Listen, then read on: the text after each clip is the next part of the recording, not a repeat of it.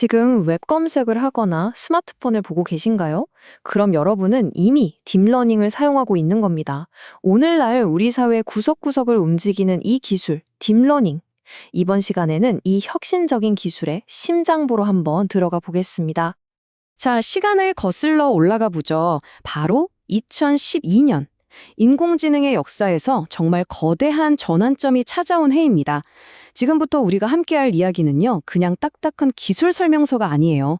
세상을 통째로 바꾼 한 과학혁명이 도대체 어떻게 시작되었는지 그 흥미진진한 이야기 속으로 들어가는 겁니다. 이 질문 정말 흥미롭지 않나요?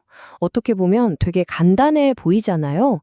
근데 사실 이 질문 안에 과거의 인공지능이 이 현실 세계의 그 미묘한 차이를 이해하는데 왜 그렇게나 애를 먹었는지 그 핵심적인 어려움이 다 담겨 있습니다.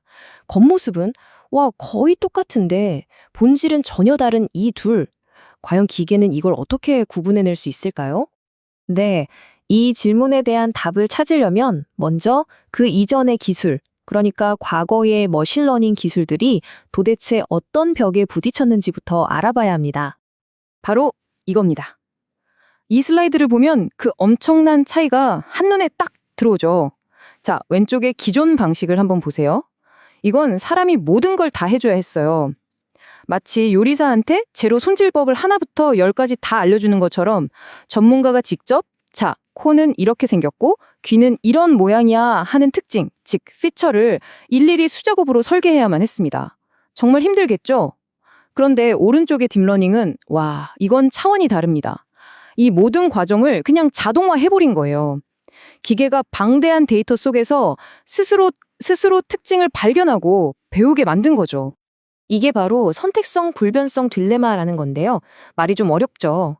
쉽게 말해 이거예요.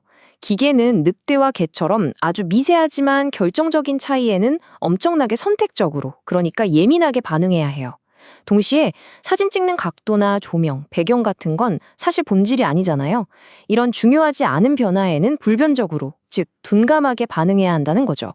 이 두 가지를 동시에 해내는 거, 이게 정말 어려운 과제였습니다. 자, 그럼 딥러닝은 이 말도 안 되는 딜레마를 도대체 어떻게 극복했을까요? 그 해답은 바로 계층에 있었습니다.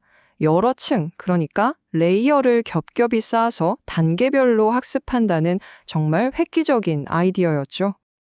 이 그림을 보시면 바로 이해가 되실 겁니다. 딥러닝은 마치 컨베이어 벨트가 있는 조립 라인 같아요.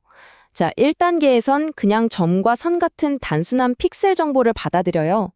2단계에선 이걸 조합해서 엣지, 즉 경계선을 찾아내고요. 3단계에선 이 엣지들을 모아서 눈, 코, 입 같은 작은 모티프를 발견합니다. 그리고 4단계에선 이 부분들을 조립해서 얼굴의 일부를, 마지막 5단계에서 마침내 이건 고양이 얼굴이다 하고 완전한 객체를 인식하게 되는 거죠. 정말 신기하죠? 낮은 계층에서 높은 계층으로 갈수록 점점 더 복잡하고 추상적인 개념을 이해하게 되는 겁니다. 네, 바로 이 인용문이 핵심을 꿰뚫고 있습니다. 이 모든 복잡한 특징 계층들을 인간 엔지니어가 머리 싸매고 설계한 게 아니라는 거예요. 그냥 데이터만 던져주면 기계가 알아서 스스로 이 모든 걸 학습한다는 점, 바로 이것이 딥러닝을 혁명이라고 부르는 이유입니다. 좋아요. 기계가 스스로 배운다는 건 알겠어요. 근데 어떻게 그게 가능할까요? 이제 그 똑똑한 학습 과정의 비밀, 그 작동 원리를 한번 들여다보겠습니다. 그 비밀의 열쇠는 바로 역전파, 백프로파게이션이라는 알고리즘에 있습니다. 자, 수백만 개의 아주 작은 조절 손잡이, 그러니까 가중치가 달린 거대한 기계를 상상해 보세요. 기계가 한번 추측을 했는데 틀렸어요. 그러면 이 틀렸다는 오차 신호가 신경망 전체를 거꾸로, 역으로 전파되는 겁니다. 그러면서 각각의 손잡이들에게 알려주는 거죠. 야, 너는 오른쪽으로 살짝만 돌아봐. 너는 왼쪽으로 아주 조금만. 이렇게 수백만 개의 손잡이를 미세 조정해서 정답에 점점 더 가까워지게 만드는 거예요.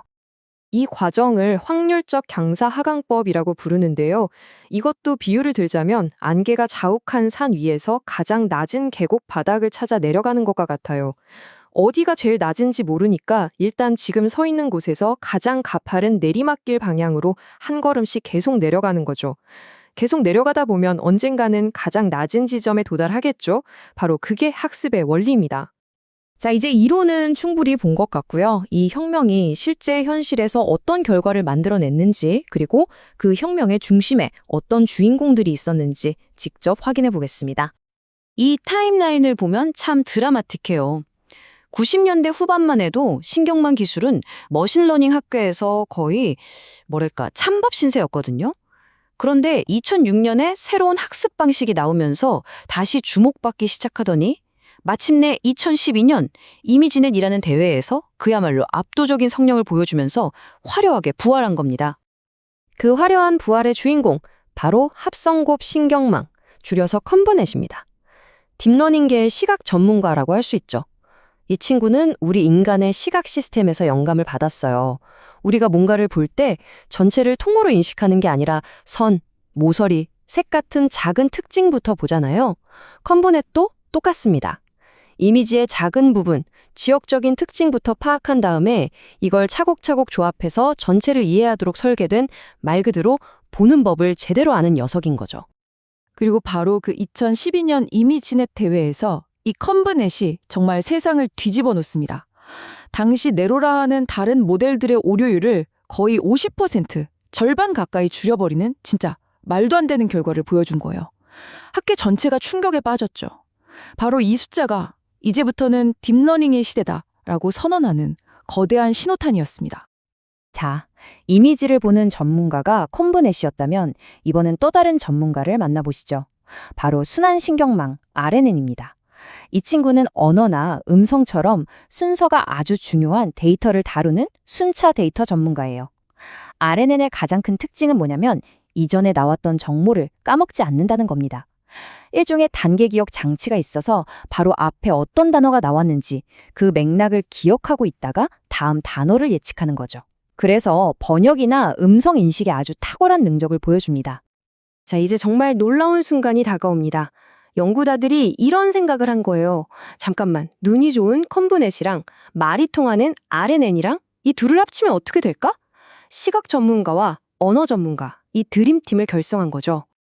그 결과는 정말 소름이 돋을 정도였습니다. 시스템에게 생전 처음 보는 이미지를 딱 보여줬어요.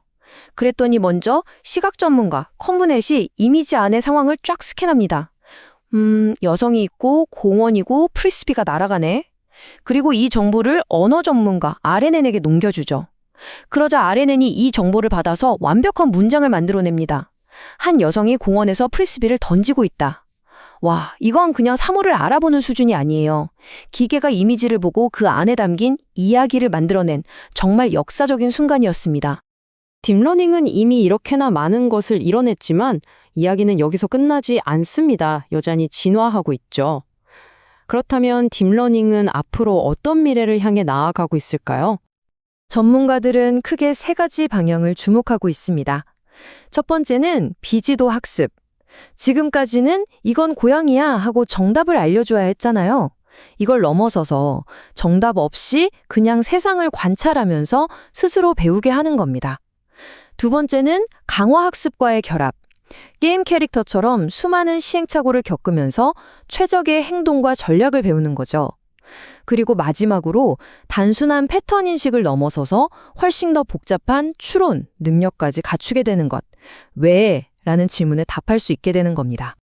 생각해보면 딥러닝은 기계에게 인간의 직관과 아주 비슷한 능력을 선물한 셈입니다.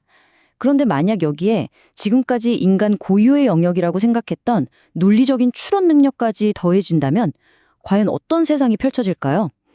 그 거대한 질문에 대한 답을 찾아가는 여정은 이제 막 시작됐습니다.